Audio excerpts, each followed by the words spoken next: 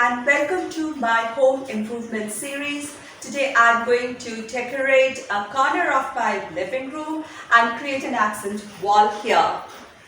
I did my one wall of the living room, making my office space, desks, study area for my two children and a library section with some green accent color which was well appreciated, and my family wanted more of that green color in the living room. But I said, just a little, we'll add some little pops of color. So therefore, we'll do this wall today. I'm going to start by clearing up the space. I moved the three-seater sofa away. These are two old suitcases whose locks are perfectly in good condition and are strong and sturdy, and we use them, but because of lack of proper storage in this house, they are just kept like this here. I moved them away. Now here you see me trying to make my own pattern, very similar to like that on the study wall. I'm also making an arc here, and if I'm not happy, I'm just going over it again to get the final look.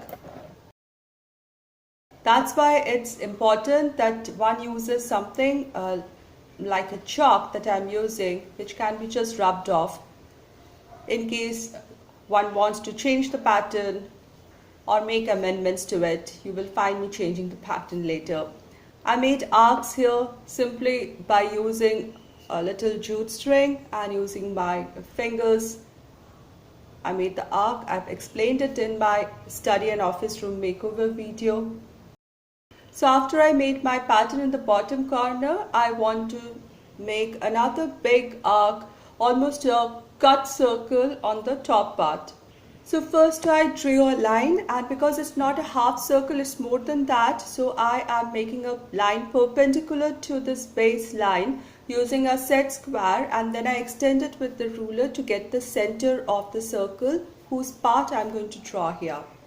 So I tried making the arc and I'm a little short for this. I need a little pedestal or a little stool for this to get some height.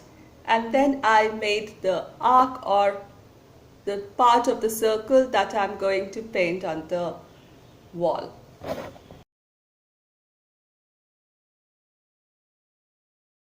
Next, I mixed the colors in my desired choice. I made one blush pink, little peachy pink color, soft pastel for the circular arc. As always, first I outlined using a smaller flat brush, and then I shall fill in using a flat broader brush. Again, I'm using my broken handle brush because it gives me more control over the strokes of the brush. Always make ample amount of color shade, because if you are not using a tin color, if you mixed your own color, you should not fall short of color, because the next shade that you will mix might not be of the same shade. So if you're using one bold color out from the tin, then it's fine, but if you're mixing, please make extra. So after I made the circular arc, I was very happy with it. Then I went on to make the green. Green, I used the same shade as the one that I used for the study and the office. A little bit lighter than that one, because this corner gets good light and I want to keep this corner really bright and light. Therefore, I use this soft greens, and the other arc that I painted is a shade lighter than that. As I said, I made amendment to the pattern because I felt it would look better that way. I'm very happy with how this painted wall is looking now. It's really pretty. Next, I bring back the suitcases in the corner because there's no other space in the house where I can keep it, and I'm bringing the sofa back. This is a piece of wood that I had painted to give it a marbled effect. This was done long before my YouTubing years, and I used this piece of wood which looks like marble as shelf or table tops. And I'm going to use this piece over these suitcases here. They are of the same height. So now these suitcases are going to function like a corner table or a peg table, with the marbled wooden top on it, but it still looks shabby. And therefore, I have stitched some slip covers with very ordinary drop cloth or slipcover fabric, plain cotton, and this I'm going to attach from underneath the table here, tabletop. I'll stick it here using some velcro and double-sided tapes to cover this and give it little skirt and make it look decent table, corner table. Neat and tidy and easy to use. I want to add a shelf on this wall for adding some decor here, so I took two metal brackets. I had used them in my previous house and brought them with me. They are in black color with some specks of wall paint on them. So I decided to paint them because I don't want this black color to come onto the wall, and therefore, I mixed a color very similar to that of the wall color and added some gold metallic dust powder to it to get that metallic gold shine, yet bit muted gold. So I painted all the visible surfaces of these two brackets and let them dry well before I attach them just below the straight line of my cut circle on the wall. And then I will attach the wooden shelf over it such that the items that I place on them will be at a good eye level so that one can appreciate the beauty of the decor there. Never say never.